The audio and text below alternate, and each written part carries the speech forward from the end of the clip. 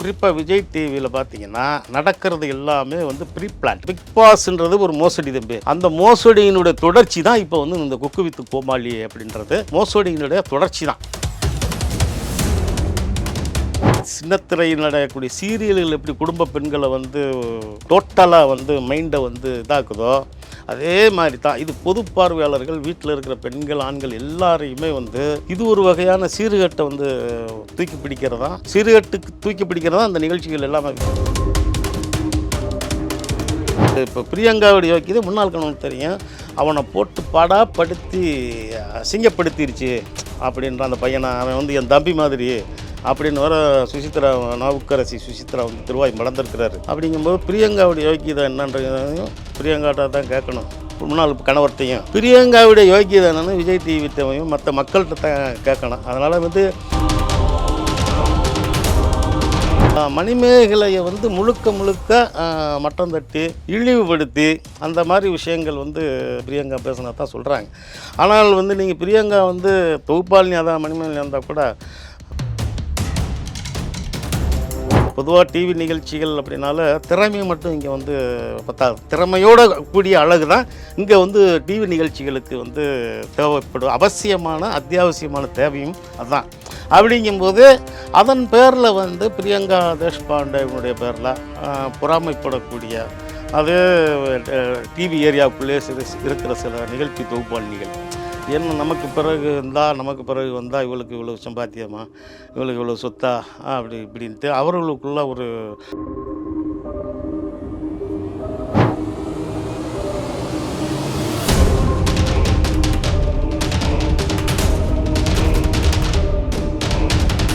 நேயர்களுக்கு வணக்கம். இன்று நம்முடைய நிகழ்ச்சிக்கு பத்திரிகையாளர் திரு பரமேஸ்வரன் அவர்களை நினைச்சிருக்காங்க. சார் வணக்கம். சார் வணக்கம். எப்படி இருக்கீங்க?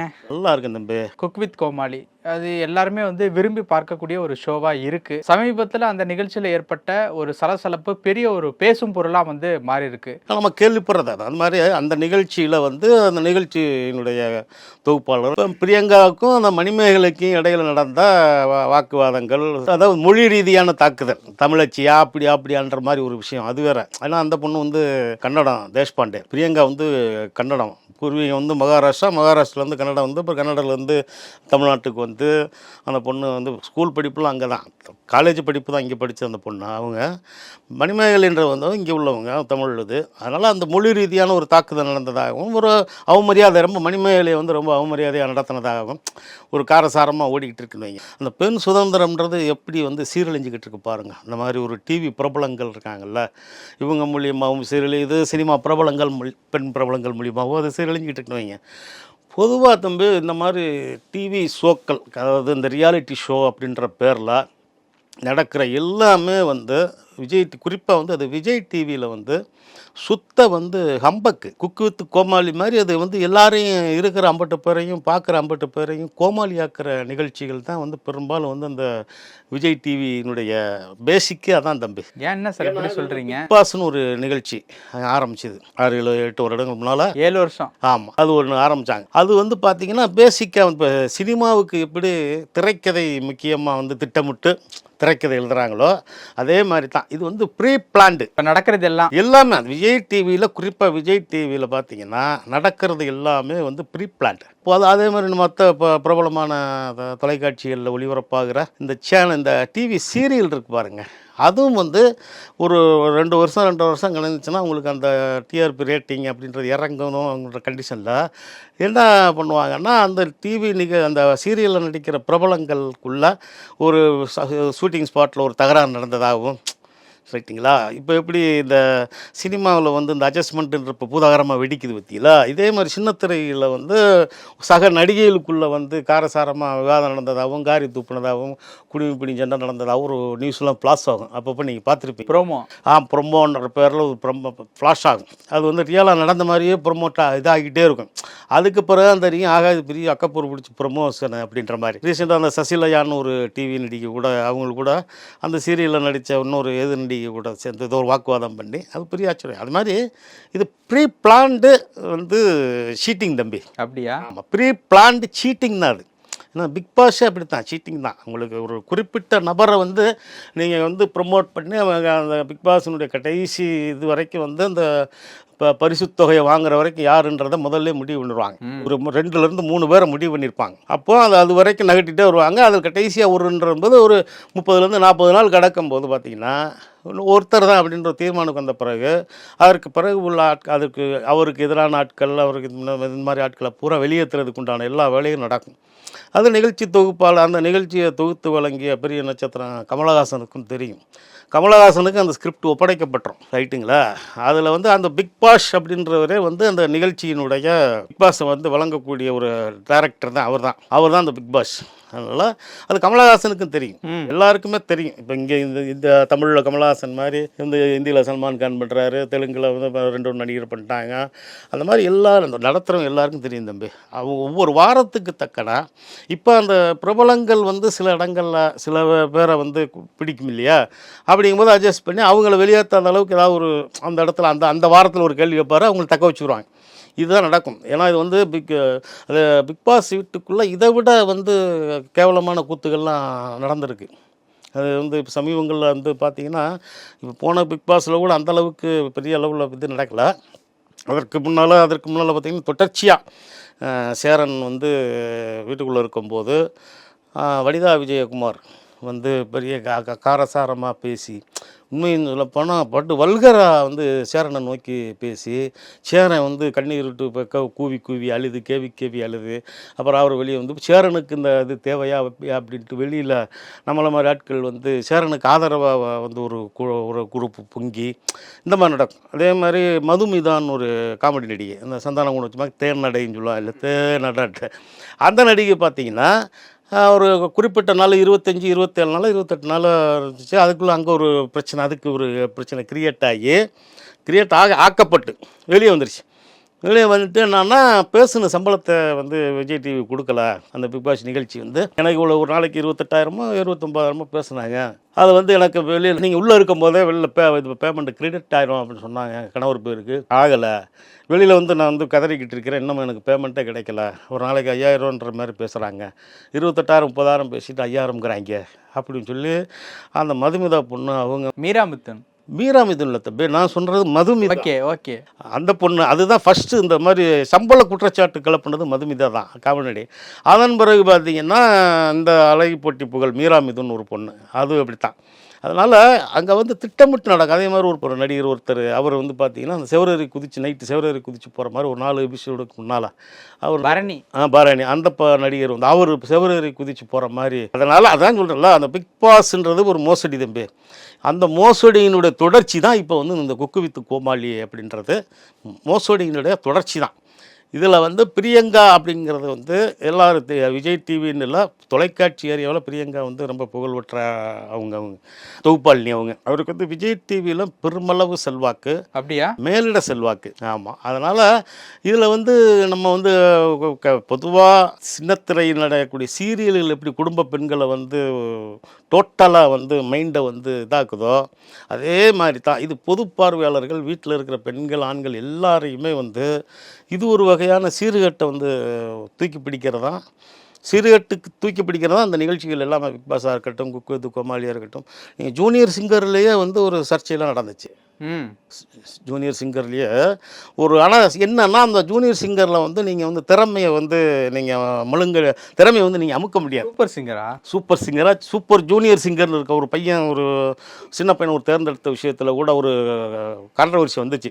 ஏன்னா முதலிடத்துக்கு வர வேண்டியவனை 2ஆம் இடத்துக்கு மாற்றி அதற்கு பிறகு அவங்களுக்குள்ள ஒரு குழப்பம் நடந்துச்சு. சூப்பர் சிங்கர்லேயும் நடக்கும், எல்லா நிகழ்ச்சியும் நடக்கும் தம்பி. அது விஜய் டிவி வந்து இது பிளான் பண்ணி ப்ரீ பிளான்டு சீட்டிங், அவ்வளோதான்.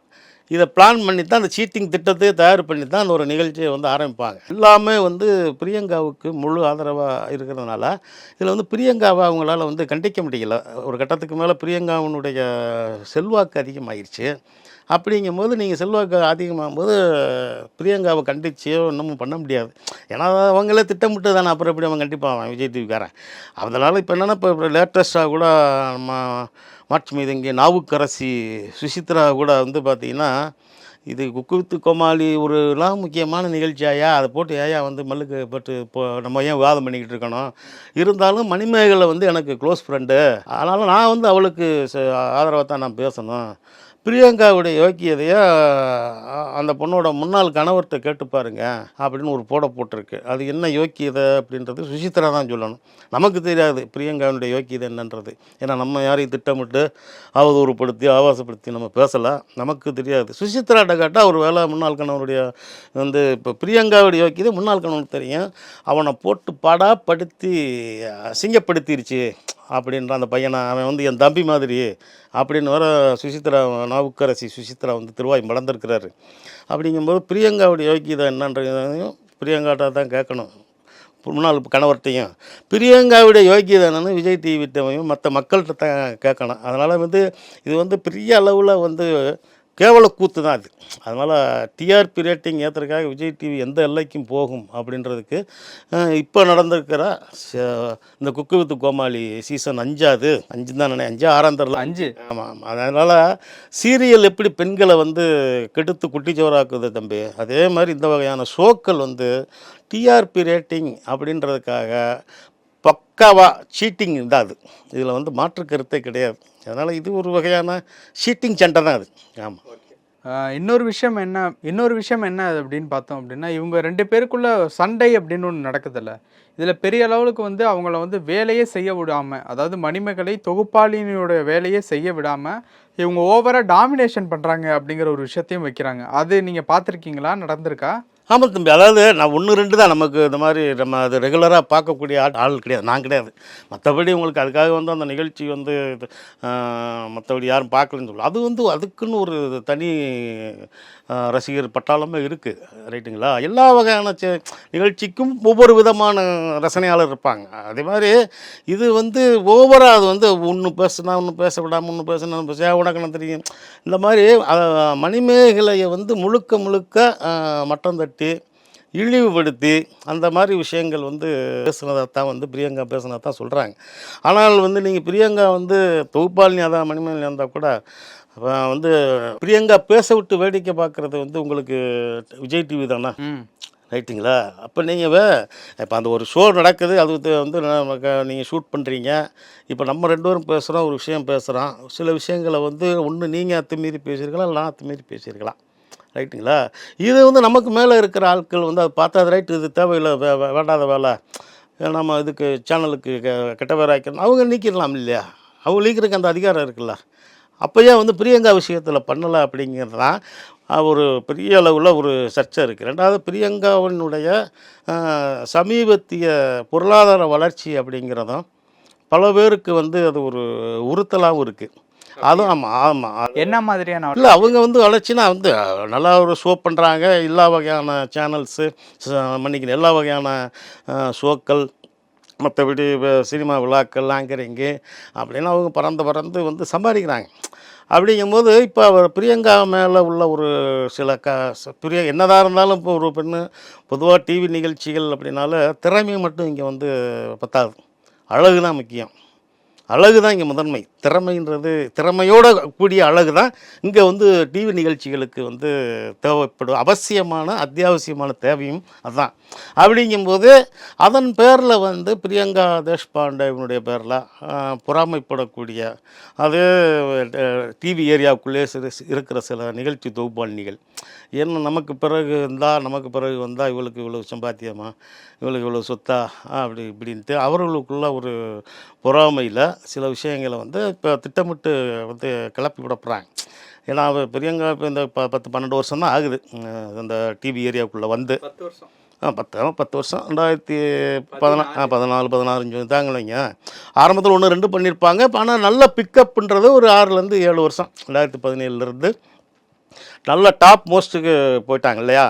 அப்படிங்கும்போது இந்த ஒரு 7-8 வருடங்களில் கிட்டத்தட்ட ஒரு 15-20 கோடி ரூபா வந்து பிரியங்காவால் சம்பாதிக்க முடியுது அப்படின்னா அது எப்படி அப்படின்னு அவரை சார்ந்தவர்களே, அவருக்கு எதிரானவர்கள் தான், அவரை சார்ந்து ஆனால் அவருக்கு எதிரான பெண்கள் இருப்பாங்க இல்லையா, தொகுப்பாளிகள் இருப்பாங்க. இப்போ அவர்களுக்குள்ளே வந்து ஒரு போட்டி, அந்த பொறாமை தீ வந்து எரிய ஆரம்பிச்சிருக்கு. அதனுடைய வெளிப்பாடுன்ற ஒரு தரப்பு வந்து பேசுது. அதனால் முழுக்க முழுக்க அது வந்து பிரியங்கா மேலே வந்து நமக்கு தனிப்பட்ட முறையில் எந்த நமக்கு பழக்கமும் கிடையாது, நமக்கு எதிரியும் கிடையாது, நட்பும் கிடையாதுன்னு வைங்க.